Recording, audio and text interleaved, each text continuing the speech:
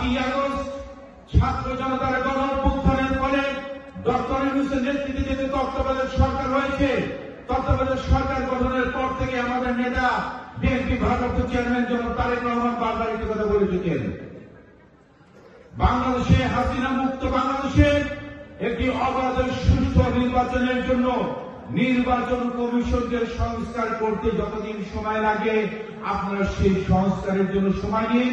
অতি দ্রুত নির্বাচন কমিশন সংস্কার করে অতি দ্রুত একটি অবাধ সুষ্ঠু নির্বাচনের জন্য আপনারা রোডম্যাপ ঘোষণা করুন। ততদিন পর্যন্ত আমরা সহযোগিতা করছি এবং সহযোগিতা করে যাব, কিন্তু এই সময়টা কিন্তু অনন্তকালীন সময় না। ইতিমধ্যে 5টি মাস পার হয়ে গিয়েছে, এখন পর্যন্ত কিন্তু সংস্কারের নামে কিন্তু নানা ধরনের কাজ বিলম্ব করা হচ্ছে। সংবিধান সংস্কার করা কিন্তু বর্তমান তত্ত্বাবধায়ক সরকারের কাজ না। সংবিধান সংস্কারের কাজ হচ্ছে জনগণের ম্যান্ডেট নিয়ে যে সরকার নির্বাচিত হবে, জনগণের নির্বাচিত ম্যান্ডেট সরকারই এদেশের সংবিধান সংস্কার করবে। জনগণের ম্যান্ডেট ছাড়া কেউ যদি সংবিধান সংস্কার করতে যায়, সেই সংবিধান সংস্কার কিন্তু প্রশ্ন থেকেই যাবে। তত্ত্বাবধায়ক সরকারের কাজ হচ্ছে বর্তমান সময়ে যে ফ্যাসিস্ট মাফিয়া হায়ার সরকার যে জায়গা মানুষের বিচার ব্যবস্থাগুলোকে যারা পরিশুদ্ধ করে রেখেছে, আপনারা সেই জায়গাগুলো ঠিক করুন। প্রশাসনটাকে আপনারা একটা লেভেল প্লেইং ফিল্ড আপনারা স্থাপন করুন এবং নির্বাচন কমিশনের সংস্কার করে আপনারা অতি দ্রুত নির্বাচনের ব্যবস্থা করুন। নির্বাচনটাকে যদি বিলম্ব করার প্রশ্নে যদি নানা ধরনের ষড়যন্ত্র যদি খেলা হয়, বাংলাদেশের জাতীয়তাবাদী দল গত 17 বছর এদেশের মানুষের ভোটাধিকারের জন্য যে লড়াই করে আসছে, এদেশের ন্যায় বিচারের জন্য যে লড়াই করে আসছে, এদেশের মানুষের জনকল্যাণের জন্য যে লড়াই করে আসছে, আমাদের সেই লড়াই কিন্তু থেমে নাই। আমাদের সেই লড়াই কিন্তু এখন অব্যাহত আছে। প্রয়োজন মধ্যে রাজপথে যদি আমাদেরকে আবার নির্বাচনের দাবিতে নামতে হয়, আমরা আবার সেই আন্দোলনে নামার জন্য প্রস্তুত আছেন কিনা?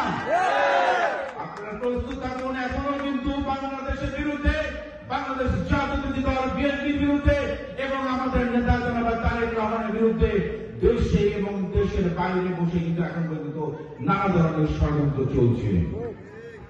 আপনারা সজাগ থাকুন, আপনারা সতর্ক থাকুন।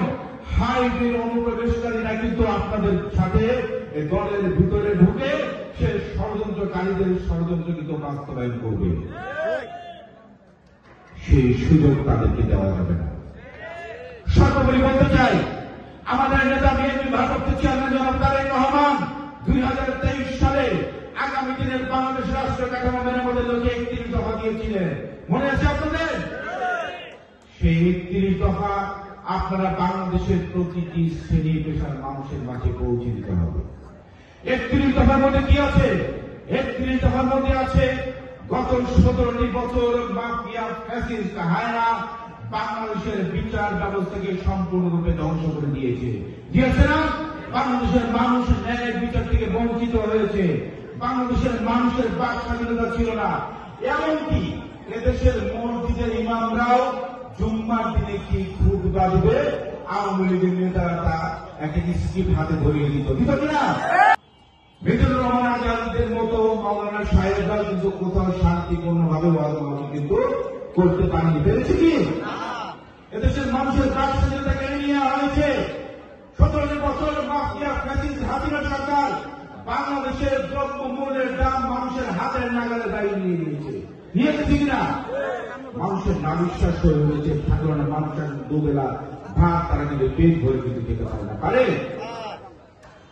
এই ব্যবস্থাগুলোকে সম্পূর্ণরূপে ধ্বংস করে দিয়ে আমাদের নেতা জনাব তারেক রহমান যে 31 দফা দিয়েছে, আগামী দিনে জনগণের ম্যান্ডেট নিয়ে বিএনপি ইনশাআল্লাহ ক্ষমতায় আসলে সেই 31 দফা বাস্তবায়ন করা হবে। সেই 31 দফার মধ্যে এই জিনিসগুলোর পরিবর্তে কি হবে? বাংলাদেশের ন্যায় বিচার প্রতিষ্ঠা করা হবে, এদেশের আইনের শাসন প্রতিষ্ঠা করা হবে, বাংলাদেশের মানুষকে বাক স্বাধীনতা থাকবে, বাংলাদেশের মানুষ মুক্ত মনে চর্চা করবে, গণতান্ত্রিক পরিবেশের মধ্যে করবে এবং এই দেশের বেকারদের জন্য আমাদের নেতা জনাব তারেক রহমান ঘোষণা দিয়েছে 30 দফার মধ্যে সে শিক্ষিত বেকারদেরকে প্রশিক্ষণের ব্যবস্থা করা হবে এবং তাদেরকে প্রশিক্ষণের শেষে চাকরি না হওয়ার আগ পর্যন্ত তাদেরকে বেকার ভাতা দেওয়া হবে।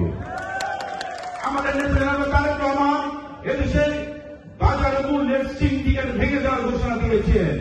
কৃষকরা যেন সরাসরি তাদের পণ্য যেন বাজারে মানুষের হাতের নাগালের মধ্যে পেতে পারে, সেজন্য সিন্ডিকেট ব্যবস্থা ভেঙে দেবে। তাহলে দ্রব্য মূল্যের দামও কিন্তু দেশের মানুষের জনগণের হাতের নাগালের মধ্যে আসবে। আপনারা ৩১ দফা সর্বস্তরের মানুষের মাঝে পৌঁছে দিন। আগামী দিনে ইনশাআল্লাহ জনগণের ম্যান্ডেট নিয়ে বিএনপি রাষ্ট্র ক্ষমতায় আসলে ৩১ দফার আলোকে এদেশের বাংলাদেশ আলোকে রাষ্ট্র কাঠামো ব্যবস্থা তারা গড়ে তোলা হবে এবং সেইভাবে আগামী বাংলাদেশ একটি স্বনির্ভর একটি সুখী বাংলাদেশ গড়ে তোলা হবে ইনশাআল্লাহ। এবং আপনাদের উদ্দেশ্যে বলতে চাই, বিএনপি একটি জনগণের দল, বিএনপি জনকল্যাণমূলক একটি দল, বিএনপি সবসময় জনগণের আস্থায় থাকা একটি দল এবং এদেশের মানুষের ভালোবাসার প্রথম পছন্দ লাগার দলটি হচ্ছে বিএনপি এবং দেশের জনগণের আস্থার প্রতীক হচ্ছে ধানের শীষ। বাংলাদেশের জনগণের সকল ক্ষমতা, বিএনপির সকল ক্ষমতার উৎস হচ্ছে এদেশের জনগণ। বিদেশে আমাদের বন্ধু আছে, কোন গ্রহণের কথা কে বলেছে? শহীদ প্রেসিডেন্ট জিয়াউর রহমান বলেছে, আমরা নতজন পররাষ্ট্র থেকে সরে আসবো, আমরা কারোর তাবেদারি রাষ্ট্র আমাদের বাংলাদেশকে আমরা পরিণত হতে দেব না।